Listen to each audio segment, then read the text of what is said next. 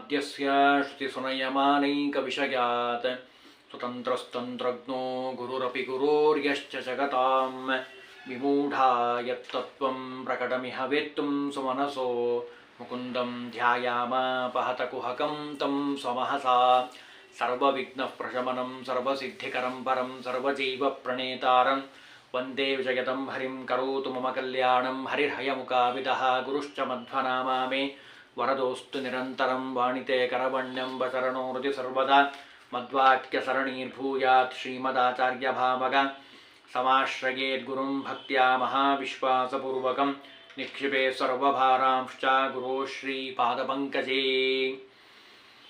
ಅತ್ಯಂತ ಪರಮಮಂಗಳಕರವಾಗಿರುವಂತಹ ಹರಿಕಥಾಮೃತ ಸಾರದ ಮಂಗಳಾಚರಣ ಸಂಧಿಯಲ್ಲಿ 4ನೇ ಪದ್ಯ ವಾಯುದೇವರ ಮಹಿಮೆಯನ್ನು ತಿಳಿಸ್ತಾರೆ. ವಾಯುದೇವರ ಸ್ತೋತ್ರವನ್ನು ಮಾಡ್ತಾರೆ. ವಾಯುದೇವರು ನಮ್ಮ ಶರೀರದಲ್ಲಿ ನಿತ್ಯ ನಿರಂತರವಾಗಿ ಕೂತು 21,600 ಹಂಸ ಮಂತ್ರವನ್ನು ಜಪ ಮಾಡ್ತಾರೆ. ಆ ಜಪ ಮಾಡಿ ನಮ್ಮನ್ನೆಲ್ಲ ಬದುಕಿಸಿರುವಂಥವರು ವಾಯುದೇವರು. ವಾಯುದೇವರ ಋಣವನ್ನು ನಾವು ಜನ್ಮ ಜನ್ಮಾಂತರದಲ್ಲಿ ಸಹಿತ ತೀರಿಸಲಿಕ್ಕೆ ಸಾಧ್ಯ ಇಲ್ಲ. ಅಂತಹ ನಮ್ಮೆಲ್ಲರ ಗುರುಗಳು ಅಂತ ಅನಿಸ್ಕೊಂಡಿರುವಂತಹ ಆ ವಾಯುದೇವರಿಗೆ ನಮಸ್ಕಾರವನ್ನು ಮಾಡ್ತೀನಿ. ನಿಮ್ಮ ಋಣವನ್ನು ಏನು ಮಾಡಲಿಕ್ಕೂ ತೀರಿಸ್ಲಿಕ್ಕೆ ಸಾಧ್ಯ ಇಲ್ಲ. ಅದರ ಸ್ಮರಣೆ ಮಾಡ್ತಾ ಇದ್ದೇನೆ. ಗುರುಗಳ ಸ್ಮರಣೆ ಮಾಡುವಂಥದ್ದು ಎಲ್ಲ ಕಷ್ಟಗಳನ್ನು ಪರಿಹಾರ ಮಾಡುವಂಥದ್ದು. ಆಪಾದಮೌಳಿ ಪರ್ಯಂತಂ ಗುರುನಾಮ ಆಕೃತಿಂ ಸ್ಮರೇತ್ ತೇನ ವಿಘ್ನಾ ಪ್ರಣಶ್ಯಂತಿ ಸಿದ್ಧಂತಿ ಚ ಮನೋರಥಾಃ. ನಾವು ಹೇಳ್ತೀವಲ್ಲ ಶ್ಲೋಕವನ್ನು, ಅದನ್ನೇ ಇಲ್ಲಿ ಹೇಳ್ತಾ ಇದ್ದಾರೆ. 6,321,032 ಶತಶ್ವಾಸ ಜಪಗಳ 3 ವಿಧ ಜೀವರೊಳಗಬ್ಜಜ ಕಲ್ಪ ಪರ್ಯಂತ ತಾ ರಚಿಸಿ ಸಾತ್ವರಿಗೆ ಸುಖ ಸಂಸಾರ ಮಿಶ್ರರಿಗಧಮ ಜನರಿಗ ಪಾರ ದುಃಖಗಳೀವ ಗುರುಪವಮಾನ ಸಲಹೆಮ್ಮ. ಬಹಳ ಸುಂದರವಾದ ಪದ್ಯ. ನಿತ್ಯದಲ್ಲಿ ಪಾರಾಯಣ ಮಾಡಲೇಬೇಕಾಗಿರುವಂಥ ಪದ್ಯ. ಯಾಕೆ? ನಾವೆಲ್ಲ ಜೀವಿಗಳು. ಜೀವ ಇರೋಂಥವ್ರು ಅಂತ ಯಾರಿದ್ದಾರೋ ಅವರು ತ್ರಿವಿಧ ಜೀವರು. ಅದನ್ನು ಹೇಳಿದ್ದಾರೆ. ಸಾತ್ವಿಕರು, ರಾಜಸರು, ತಾಮಸರು ಯಾರೇ ಆಗಿರಬಹುದು, ಎಲ್ಲರಲ್ಲೂ ವಾಯುದೇವರು ಕೂತು ಅನುಗ್ರಹವನ್ನು ಮಾಡ್ತಾ ಇದ್ದಾರೆ. ಯಾವತ್ತೂ ಯಾರ ಮುಂದೆನೂ ಎಲ್ಲೂ ನಾ ಮಾಡಿದ್ದೀನಿ ಅಂತ ಒಂದು ದಿವಸ ಹೇಳ್ಕೊಂಡವರಲ್ಲ. ಎಷ್ಟೋ ಜನಕ್ಕೆ ಗೊತ್ತೂ ಇಲ್ಲ. BP ಎಷ್ಟಿರಬೇಕು ಅಂತ ನಮಗೆ ಗೊತ್ತಿದೆ. ಹೆಚ್ಚು ಕಮ್ಮಿ ಆದರೆ ಏನಾಗುತ್ತೆ ಅಂತ ಗೊತ್ತು. ಶುಗರ್ ಹೆಚ್ಚು ಕಮ್ಮಿ ಆದರೆ ಏನೂ ಆಗುತ್ತೆ ಅಂತ ನಮಗೆ ಗೊತ್ತು. ಆದರೆ ನಮ್ಮ ಉಸಿರಾಟ ಎಷ್ಟಿರಬೇಕು ಅಂತಲೇ ನಮಗೆ ಗೊತ್ತಿಲ್ಲ. ಎಷ್ಟು ಮಾಡ್ತಾರೆ ವಾಯುದೇವರು, ಅವ್ರು ಮಾಡುವಂತಹ ಅನುಗ್ರಹ, ಕರುಣೆ, ಅದರ ಬಗ್ಗೆ ಒಂದು ದಿವಸನೂ ನಾವು ಗಮನಿಸೋದಿಲ್ಲ. ವಾಯುದೇವರ ಒಂದು ಅನುಗ್ರಹ ನಮ್ಮ ಮೇಲೆ ನಿತ್ಯದಲ್ಲಿ ಯಾವಾಗಲೂ ಮಾಡ್ತಾರೆ.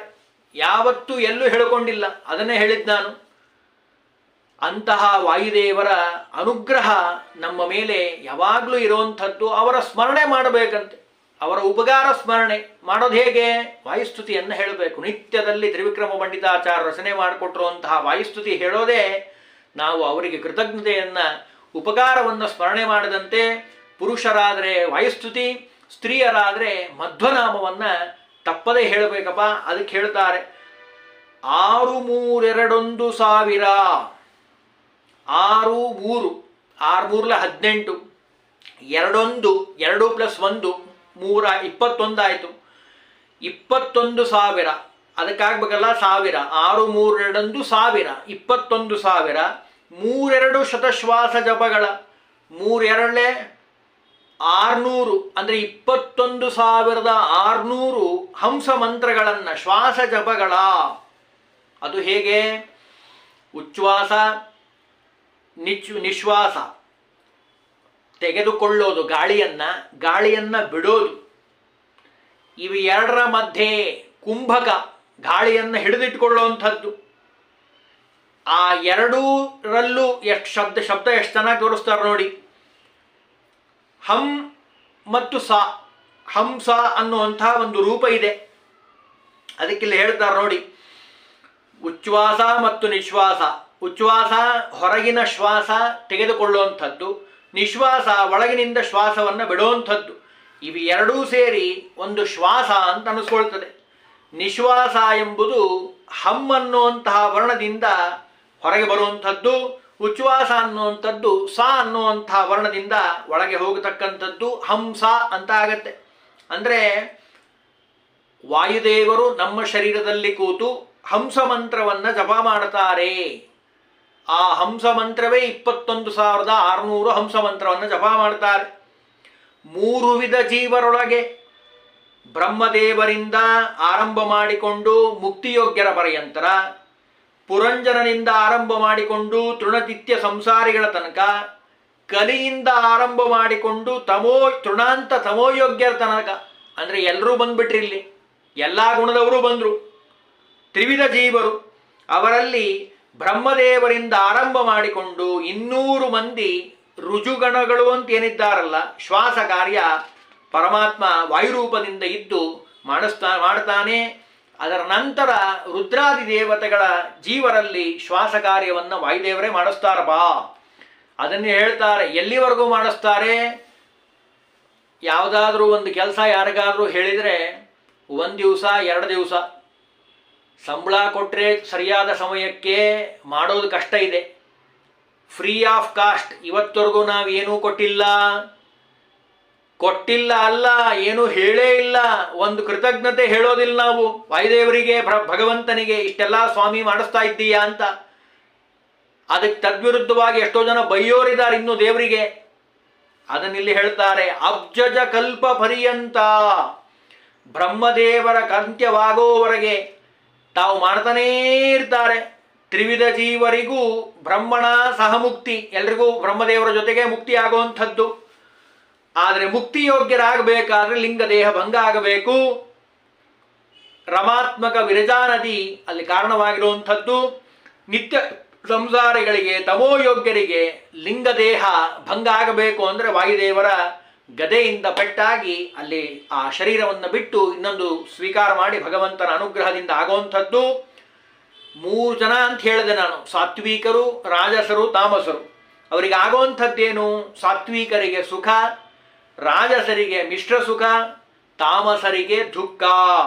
ಈ ತ್ರಿವಿಧ ಪ್ರಕಾರವನ್ನ ಹಂಸ ಮಂತ್ರವನ್ನ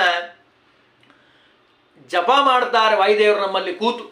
ಮಾಡ್ತಾ ರಚಿಸಿ ತಾವೊಬ್ಬರೇ ಮಾಡ್ತಾರೆ ಹೊರತು ಬೇರೆ ಯಾವ ದೇವತೆಗಳಿಗೂ ಹೇಳೋದಿಲ್ಲ.